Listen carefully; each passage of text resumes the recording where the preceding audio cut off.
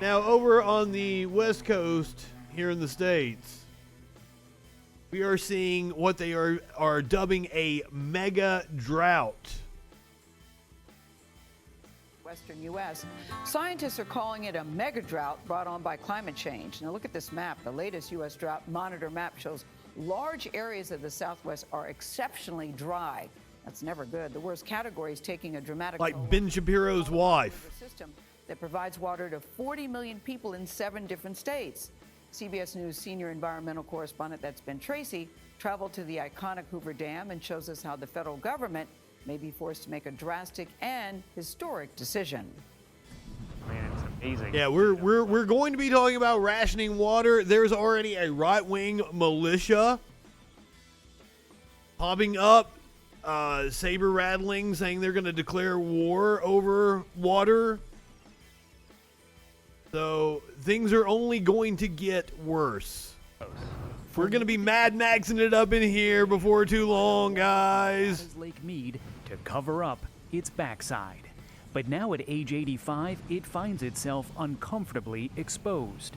Much of the water the dam is supposed to be holding... Nestle be counting those bucks. This is like a different world. Pat Mulroy is the former head of the Southern Nevada Water Authority. She says Lake Mead, the nation's largest... Oh, to be trapped in just rising sea levels, lowest level ever undrinkable water. This part of Yeah, the Colorado River system that's possible as well. It's Las Vegas, Phoenix. it's not a matter of or, it's a both situation. It's going to be Water World on the coast. Inland, it's going to be Mad Max. in Southern California. It makes the vast agricultural land of the desert Southwest possible. This landscape screams problems to me. I mean, just look at the bathtub rings. To me, that is an enormous... Wow. Lake Mead is at just 37. We're beyond wake-up call now. It hasn't been full since back in 2000 when the water came right up to the top of Hoover Dam. I see what you did there, Warlord. Like now. Since 2000, Lake Mead has dropped 130 feet. That's hard to imagine, but picture a 13-story building on top of my head, and way up there, that's where the water used to be. So you and I talked here back in 2014, and did. At that time I asked you, how critical a point are we at? It's a pretty critical point. If you look at 30 feet lower now, what point are we at? We're at a tipping point. It's an existential issue for Arizona, for California. We're beyond tipping point. It's that simple. For the first time ever, the federal government is expected to declare a water shortage on the lower Colorado River later this summer. That will force automatic cuts to the water supply for Nevada and Arizona starting in 2022. Homeowners have higher priority and at first won't feel the pain as badly as farmers. If we don't have irrigation water, we can't farm. Dan Thielander is a second-generation family farmer in Arizona's Pinal County. The water to grow his corn and alfalfa fields comes from Lake Mead. So next year, we're going to get about 25% less water. Means we're going to have to fallow or not plant 25% of our land. In 2023, Thielander and other farmers in this part of Arizona are expected to lose nearly all of their water from Lake Mead. So they're rushing to dig wells to pump groundwater to try to save their farm. Well, and that's another problem. That water table is just depleted. Pretty cloudy. This is an engineering marvel for sure. Back at Hoover Dam, facility You can go look up like Mexico City and their problems with the water table. manager Mark Cook has his own concern. Now, conservation does solve those issues. That it's cut the dam's hydropower output by nearly 25%.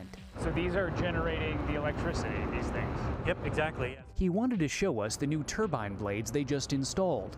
So right below us right here is that brand new turbine. Designed to keep the power flowing efficiently at rapidly dropping lake levels. At some point, the dam could stop producing electricity altogether. Our previous number was at elevation 1050, and now we've lowered that number to 950. So we bought ourselves 100 feet. All those islands were underwater? Completely submerged.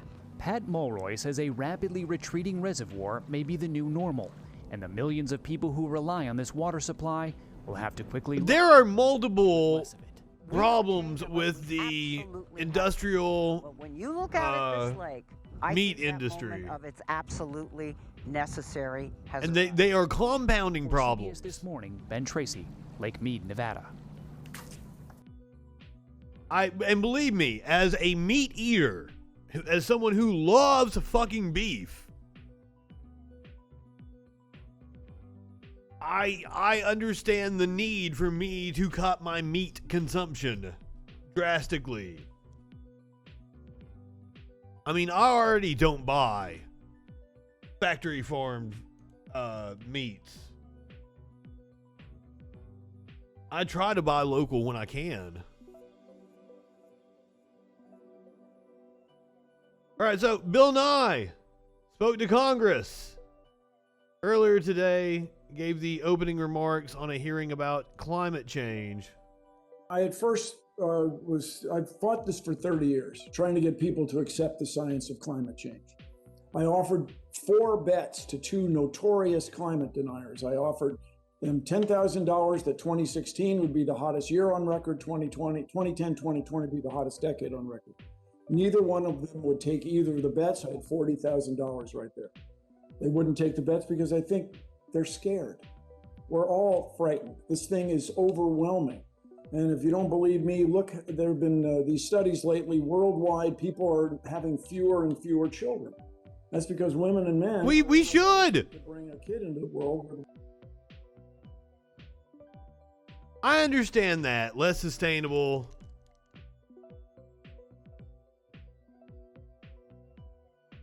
I get that, but at least I'm paying the price as opposed to having it subsidized by the factory system. At least it's like the carbon tax, you know, it's like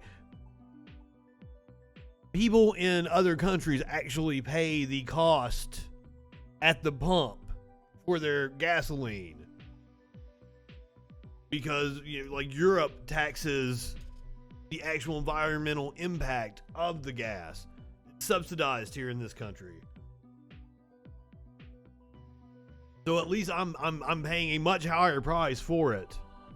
And my money is supporting the local economy. I understand the sustainability argument.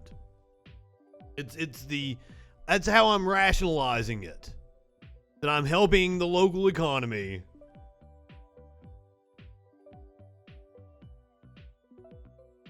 The world's on fire.